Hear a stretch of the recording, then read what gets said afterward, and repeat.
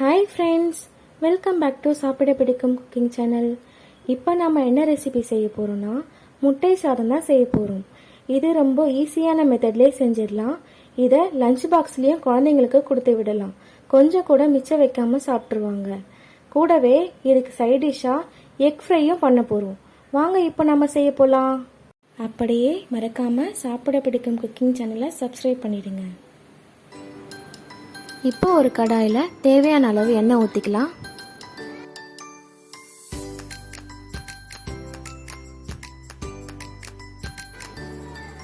கொஞ்சம் சோம்பு சேர்த்துக்கிறேன். 2 பட்டை 2 கிராம்பு சேர்த்துக்கிறேன். இது நல்லா பொரியட்டும். ஒரு பெரிய சைஸ் வெங்காயம் கட் பண்ணி வச்சிருக்கேன். இதை சேர்த்துக்கலாம். நல்லா வதக்கி விட்டுக்கலாம்.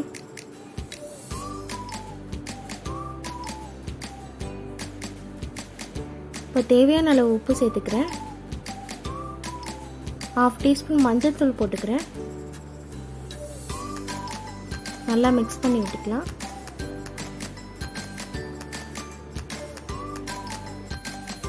இப்போ 1 டீஸ்பூன் இஞ்சி பூண்டு விழுது சேர்த்துக்கலாம்.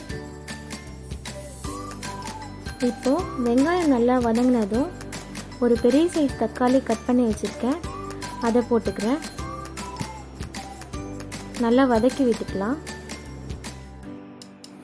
இப்போது தக்காளி நல்லா வதங்கிருச்சு. 1/2 டீஸ்பூன் பிரியாணி மசாலா சேர்த்துக்கிறேங்க. நல்லா மிக்ஸ் பண்ணி விட்டுக்கலாம். அடுத்ததாக 2 முட்டை உடைச்சி ஊற்றிக்கிறேன்.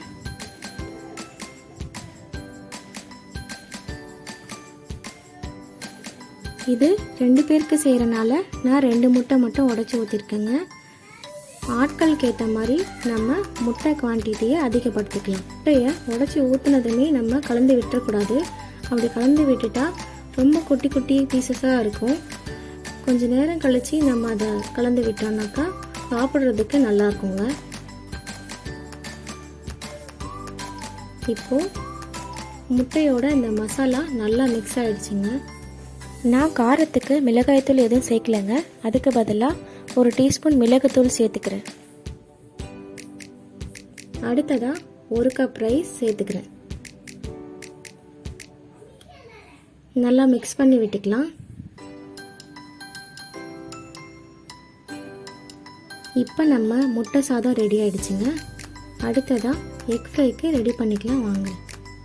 ஒரு பவுலில் 2 டீஸ்பூன் மிளகாய்த்தூள், தேவையான அளவு உப்பு, அப்புறம் கொஞ்சம் மிளகுத்தூள் சேர்த்து கலந்துக்கலாம்.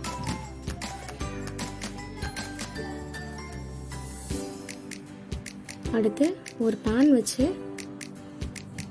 அதில் கொஞ்சமாக ஆயில் விட்டுக்கலாம். நான் ஆல்ரெடி ஒரு முட்டையை வேக வச்சு வச்சுருக்கேங்க.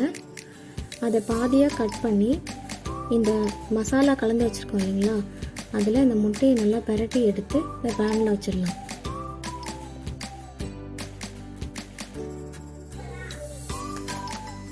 இப்போது நம்ம எக் ஃப்ரையும் ரெடி ஆகிடுச்சு. இப்போ நம்ம முட்டை சாதம் ரெடி ஆகிடுச்சுங்க. இதுக்கு ஒரு நல்ல காம்பினேஷனாக எக் ஃப்ரையும் ரெடி பண்ணியாச்சு. இது ரெண்டுமே சேர்த்து சாப்பிடும்போது ரொம்பவே டேஸ்ட்டாக இருக்கும். இந்த டிஷ் உங்களுக்கு பிடிச்சிருந்தா சாப்பிட பிடிக்கும் குக்கிங் சேனலுக்கு லைக் பண்ணுங்கள், ஷேர் பண்ணுங்கள், சப்ஸ்கிரைப் பண்ணுங்கள். தேங்க்யூ.